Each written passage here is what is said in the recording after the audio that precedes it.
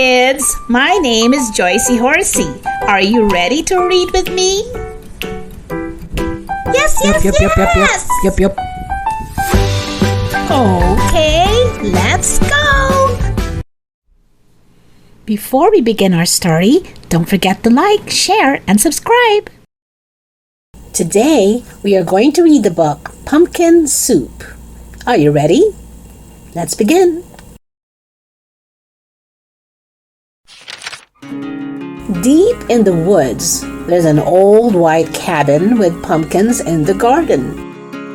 There's a good smell of soup, and at night, with luck, you might see a bagpiping cat through the window, and a squirrel with a banjo, and a small singing duck.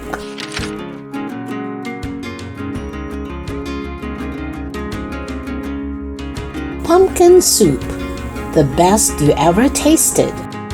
Made by the cat who slices up the pumpkin. Made by the squirrel who stirs in the water. Made by the duck who scoops up a pipkin of salt and tips in just enough.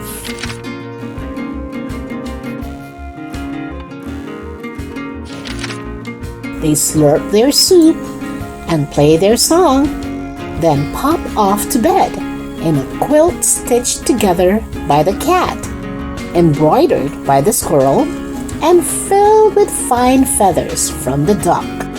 And it's peaceful in the old white cabin. Everyone has his own job to do. Everyone is happy, or so it seems.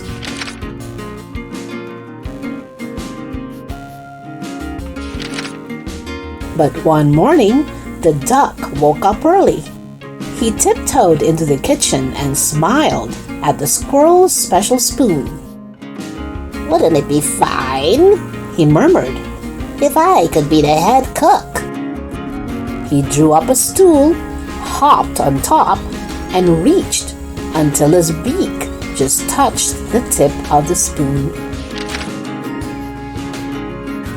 Kerplunk! Down it clattered. Then the duck trotted back to the bedroom, held up the spoon, and said, "Today it's my turn to stir the soup." "That's mine," squeaked the squirrel. "Stirring is my job. Give that back." "You're much too small," snapped the cat. "We'll cook the way we always have. Meow." But the duck held on tight until the squirrel tugged with all his might. And whoops! The spoon spun through the air and bopped the cat on the head. And there was trouble. A horrible squabble. A row, a racket, a rumpus in the old white cabin.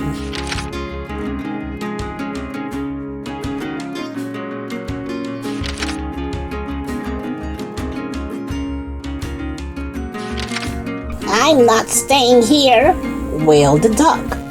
"You never let me help with anything." And he packed up a barrel, put on his hat, and waddled away.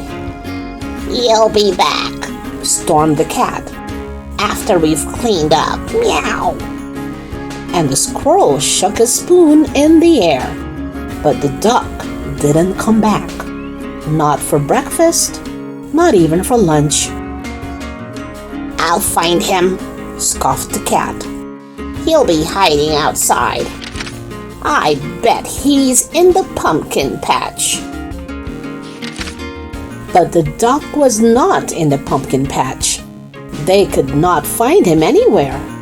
So they waited all that long afternoon.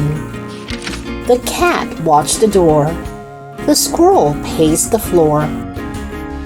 "That duck will be sorry when he comes home," they muttered. But the duck didn't come home, not even at soup time.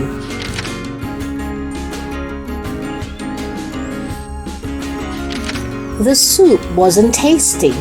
They made it too salty. They didn't feel hungry anyway.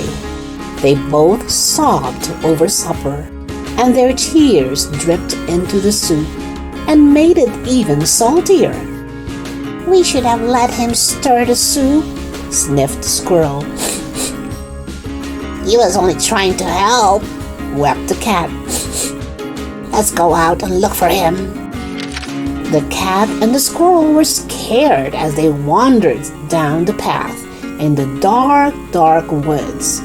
They feared for the duck all alone with the trees, and the foxes, and the wolves, and the witches, and the bears. But they couldn't find him.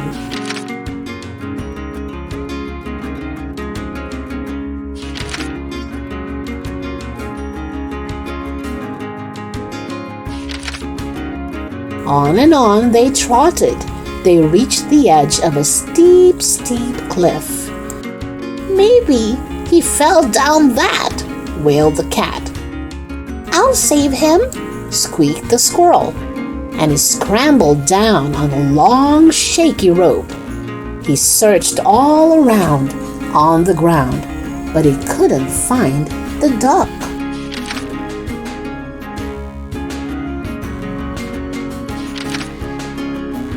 Then the cat whispered in a sad little voice, "Duck might have found some better friends." "He might," yelped the squirrel. "Friends who let him help." And the more they thought about it, as they plodded back, the more they were sure they were right. But when they were almost home, they saw a light shining from the old white cabin. "It's Duck!" they shrieked as they burst through the door. And Duck was so pleased to see them. He was also very hungry, and though it was late, they thought they would all make some pumpkin soup. When the duck stirred, the cat and the squirrel didn't say a word. Not even when the duck stirred the soup so fast that it slopped right out of the pot. Not even when the pot got burnt. Then the duck showed the squirrel how to measure out the salt, and the soup was still the best you ever tasted. So once again, it was peaceful in the old white cabin until the duck said, "I think I'll play the bagpipes now."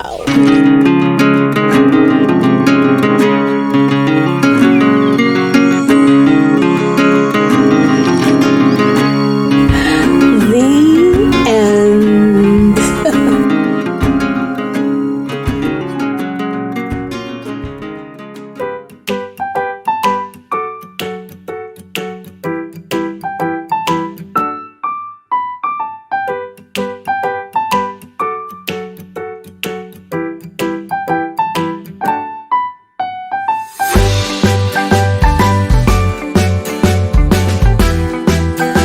Thank you for watching. Hit that subscribe button. See you next time.